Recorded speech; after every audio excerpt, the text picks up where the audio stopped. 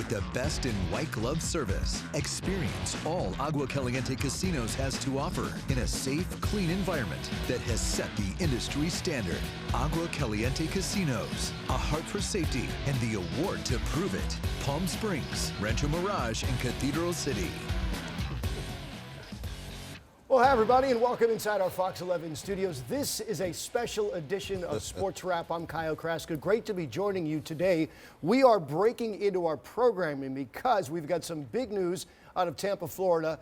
The Los Angeles Rams have just defeated Tom Brady and the Buccaneers 30-27 in dramatic fashion. So we wanted to come right to you, talk about this football game today and the implications. Of course, that means it sets up an NFC Championship game next week at SoFi as the Rams will host the San Francisco 49ers. With me today in studio, as always, my three best friends in the whole wide world. We start with Rams Super Bowl quarterback Vince Ferragamo. Vince, how you feeling? Take a deep breath. Man, I'm still reeling. Man, again, the visiting team wins with the last-minute field goal. Unbelievable game.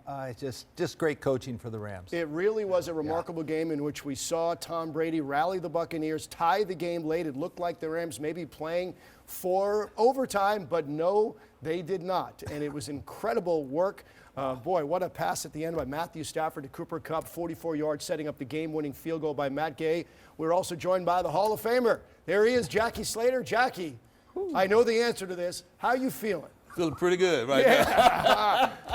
You know what? I'm sitting there looking at this game, and I'm watching Tom Brady over the years as a Patriot and a Patriot fan of my son's there, and I'm thinking this guy is not going to quit. He is not going to go away, which is exactly what happened. But the Rams helped him a little bit with the turnovers and everything. But once he got the ball in his hands, he made the plays that they needed to play, got back in the ball game, and then the most questionable call of the game for me was, why were they blitzing when Cooper Kupp caught the deep ball? Why? I'd rather have that guy double covering Cooper Kupp down the field instead of blitzing. Keep him out of field goal range, yeah. Unbelievable, exactly. But they did a good job of taking advantage of what they gave them. Yeah. And here we go. I'll let everyone in a little secret. In the fourth quarter, at one point, Jackie, you said what so many else have said over the years, watching a game in which it appeared Tom Brady was out of it. You said, this game is over, gentlemen. This game is over. And they were down by 2 touchdowns. Guess what?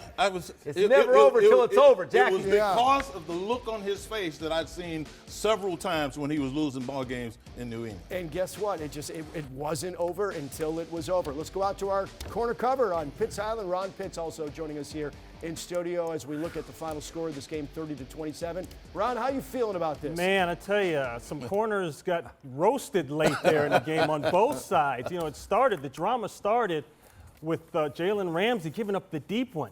There was a situation where I'm trying to figure out how do you get beat deep in that situation? Keep everything in front of you.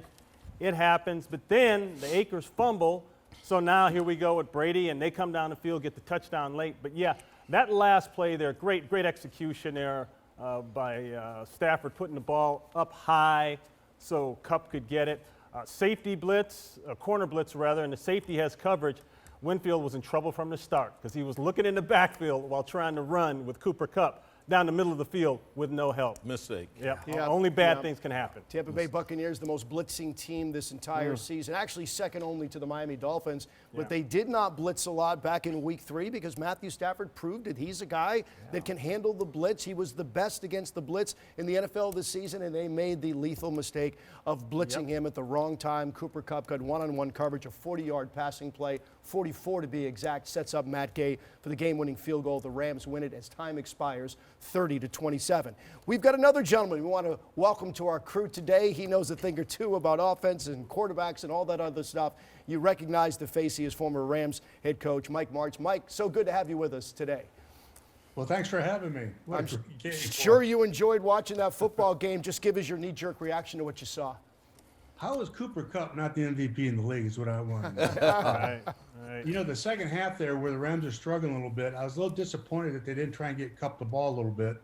He's what makes that motor go. You know, third down situations, they got a little conservative there, which really concerned me. Instead of trying to grind it, you just got to keep playing. And then they hit their stride again. They open it up and start going.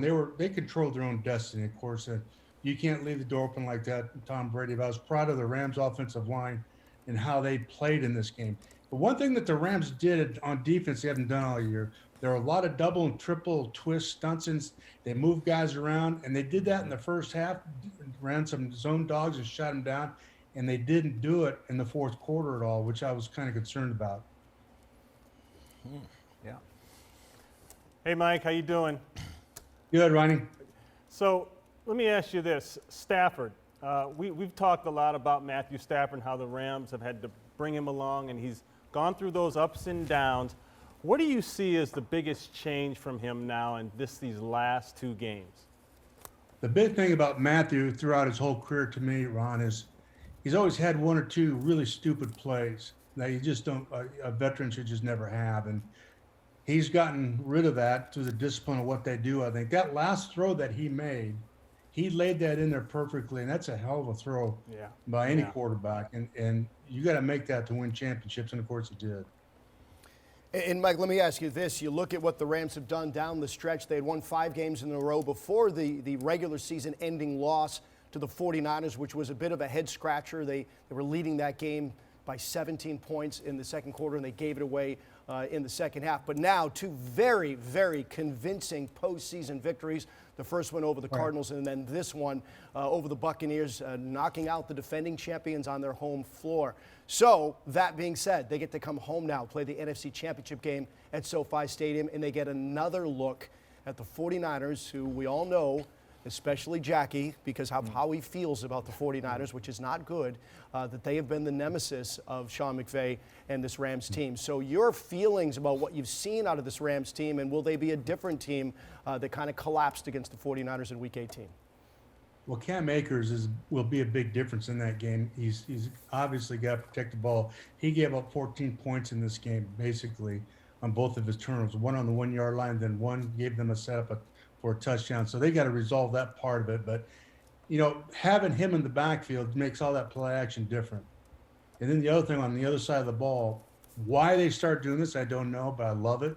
They started being very multiple in their fronts, overloads and twists, and you know, getting guys free coming around the corner, and the speed on the outside guys is Jackie, you'll know, just because the guy weighs 240 pounds, when he comes off that edge and he is flying, and you're a big guy and he's down there, it's a different world. cat. And you saw that left tackle Jackie try and jump him, and he just beat it right out of his stance. So right out of his when you hand. see a tackle trying jumping in like that, you know he's panicking.